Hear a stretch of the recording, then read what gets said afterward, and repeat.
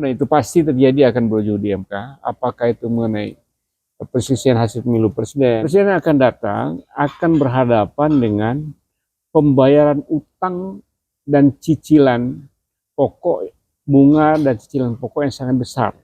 Diperlukan seorang presiden yang punya misi besar, ya, yang punya misi besar, yang punya pikiran-pikiran besar, presiden yang masih fit, yang masih kuat, yang memang benar-benar sangat siap. Pasangan calon presiden Anies Mohaimin mengajak seluruh pemilih rakyat Indonesia untuk memilih dengan kesadaran.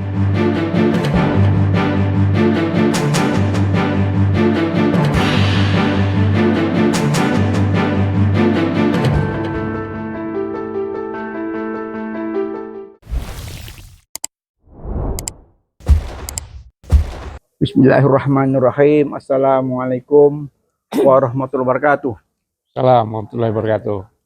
Jumpa lagi di Peace, As, dan Channel on Sport dengan Bapak Hamdan Zulfah. Hamdan, apa kabar? Baik, alhamdulillah. Alhamdulillah. Sehat-sehat ya? Sehat, alhamdulillah. Alhamdulillah. Ini melihat peta politik terkini nih Pak Hamdan ya. Ya. Antum sebagai mantan ketua KPK ya? Ketua MK. Ketua MK. Ya. Sorry. Ketua MK ya, yang saat ini sangat memprihatinkan ya. Ya. Mungkin apa namanya, ini suatu proses yang luar biasa ya. Nah, bagaimana menurut Pak Hamdan? Iya, memang mahkotanya lembaga peradilan itu adalah independensi. Ketika mahkotanya dicopot, maka hilang kewibawaannya. Rohnya ya? Rohnya hilang. Karena kenapa? Independensi itu bukan untuk pengadilan. Ya.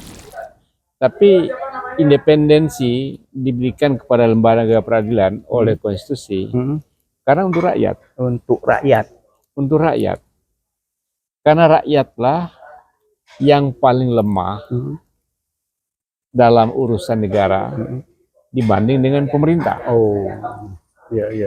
Yang paling mudah memengaruhi independensi lembaga peradilan adalah lembaga-lembaga negara, terutama presiden. Kalau presiden bisa memengaruhi atau mengintervensi lembaga peradilan, maka rakyat kehilangan kesempatan untuk mendapatkan keadilan. Jadi karena itu, apa yang kita saksikan dalam perkembangan terakhir, misalnya di Mahkamah Konstitusi, dan terkonfirmasi oleh temuan dari Majelis Kehormatan Mahkamah Konstitusi, di sana ada ruang yang diberikan oleh hakim, walaupun tidak semuanya tentu, hakim yang kena sanksi, untuk diintervensi oleh lembaga yang lain. Nah, ini bukan lagi lampu merah, tapi bahaya bagi lembaga peradilan. Lembaga peradilan. Ya. Bagi bangsa ini sama, tentu. Kalau lembaga peradilan tadi sudah mahkotanya sudah hancur, kewibawaannya tidak ada, ya, maka itu masalah bagi bangsa, masalah bagi rakyat, karena rakyat tidak akan bisa menggapai keadilan itu.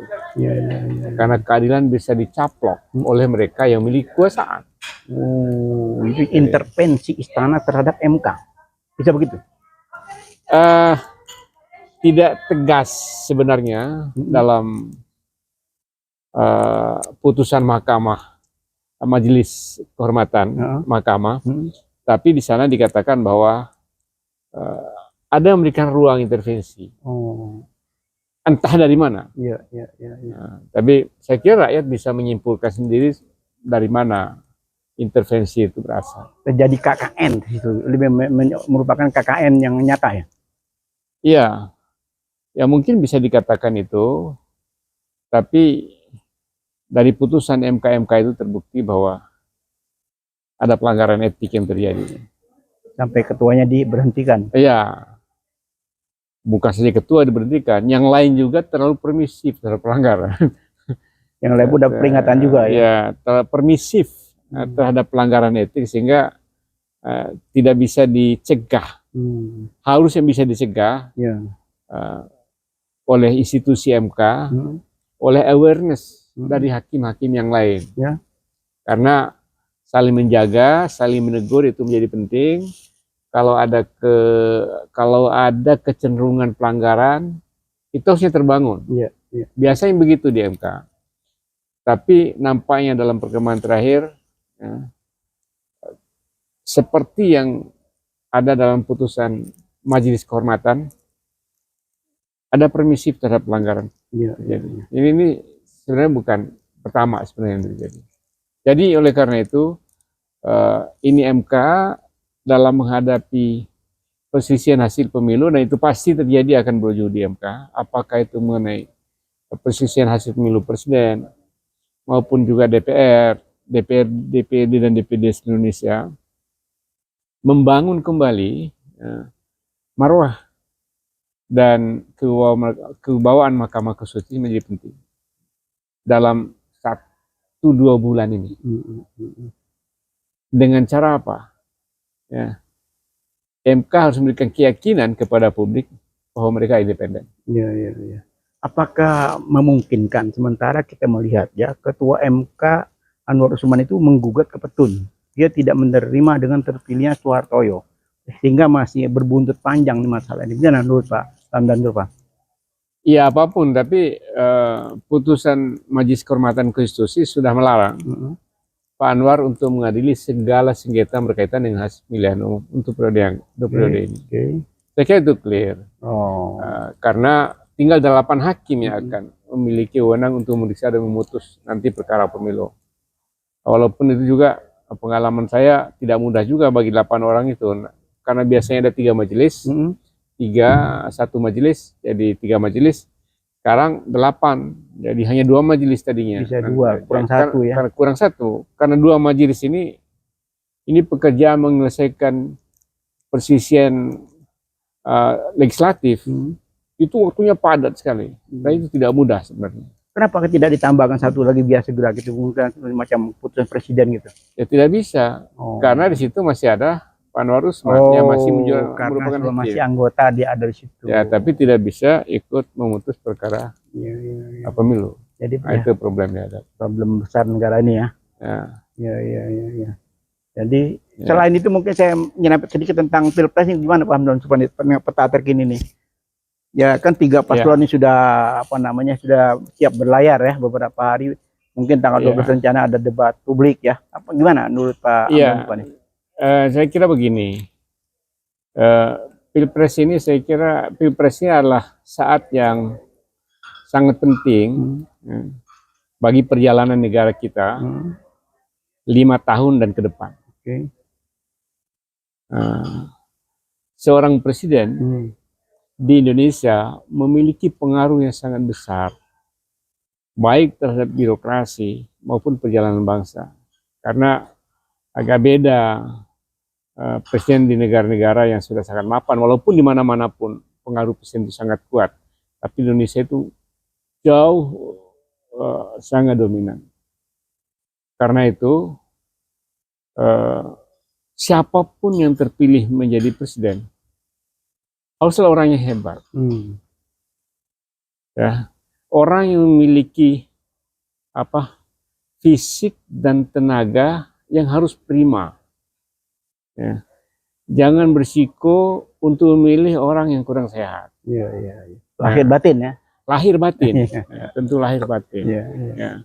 Jadi harus fit betul. Presiden yang akan datang akan berhadapan dengan pembayaran utang dan cicilan pokok, bunga dan cicilan pokok yang sangat besar, hampir sekitar 30%.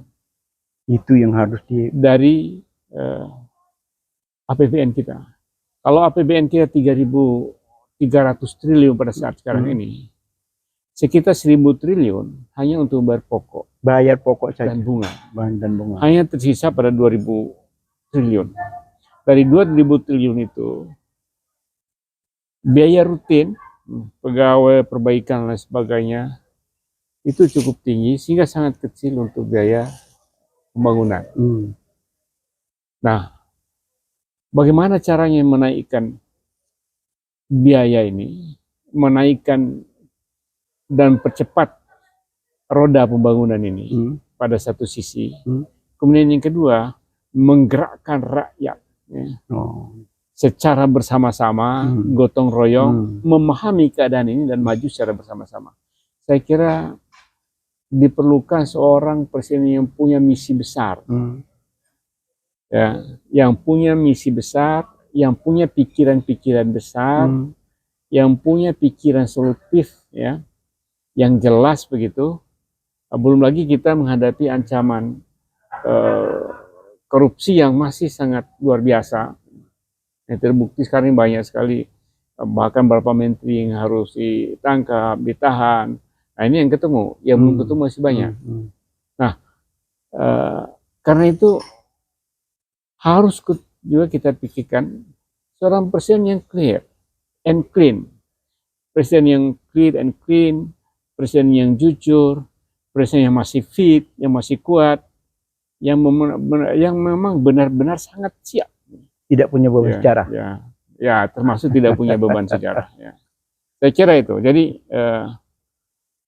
karena itu himbauan saya kepada seluruh rakyat Indonesia, para pemilih, tidak memilih presiden memilih presiden karena betul-betul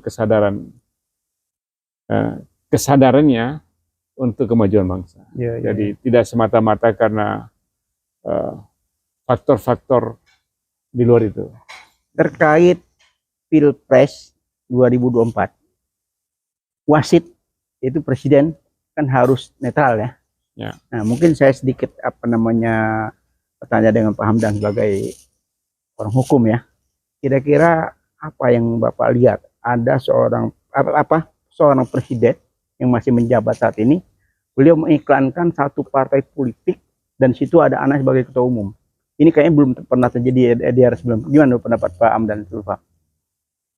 Ya, sebenarnya kalau presiden yang menjadi ketua umum partai politik hal yang normal saja. Bukan mengiklankan. Ya? Beliau mengiklankan putranya sebagai ketua umum partai. Mengiklankan PSI, bukan. Oh gitu. Ya. Dulu kan ada kasus Megawati jadi ketua umum partai, Megawati juga yang turun, walaupun saat itu Megawati itu adalah presiden. Jadi kalau dalam kaitan dengan itu saya kira hal yang biasa saja. Tapi memang kalau ada seorang presiden yang beriklan ya, untuk sebuah partai politik ya, yang dia bukan anggotanya. Betul. Nah, dan harusnya dia berada di atas semua kekuatan partai politik yang mengayomi, yang harus menjalankan aturan selurus-lurusnya dan seadil-adilnya, maka dia seharusnya memperhatikan masalah itu. Karena di banyak negara yang lain, tindakan mengiklankan sesuatu termasuk tindakan yang melanggar etik. Itu termasuk pelanggaran etik di banyak negara lain. Banyak negara lain. Ya, dalam kaitan dengan bukan iklan barang, presiden yang seperti pernah terjadi di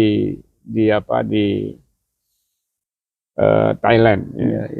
Kan kita banyak sekali berharap bahwa di Pilpres ini presiden betul-betul netral tidak ikut cawe-cawe. Ya itu hal yang paling penting. Nah, tapi kenyataan kan berbanding terbalik dengan kondisi terkini ya, yang LSM prihatin dengan kondisi ini. Kenapa kok seorang presiden di akhir legasinya harus ditinggalkan dengan baik, dia beriklan untuk putranya yang baru beberapa hari jadi ketua umum partai itu, Pak. Baiklah, Pak Hamdan Zulpan, terima kasih waktunya, hingga mudah-mudahan bisik-bisik politik kenegaraan nih. Terima kasih. Di Hasbis Channel ini bisa bermanfaat buat kita semua ya. Jangan lupa tanggal 14 Februari ya. Ya, tanggal 14 Februari saya Ketua Dewan Pakar, pasangan calon presiden Anies Mohaimin mengajak seluruh pemilih rakyat Indonesia untuk memilih dengan kesadaran nomor 1.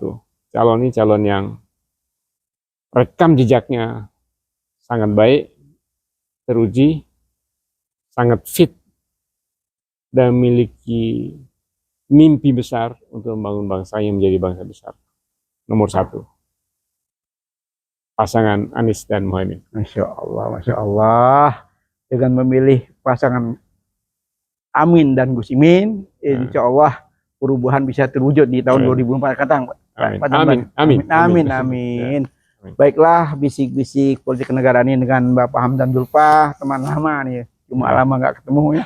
Terima kasih Om Dan. Masih. Baiklah, kita akhiri dengan wabillahi taufik wal hidayah. Wassalamualaikum warahmatullahi wabarakatuh. Ikuti terus nanti episode berikutnya. Insya Allah kita akan bahas yang lebih tajam lagi dengan Bapak Hamdan Zulfa.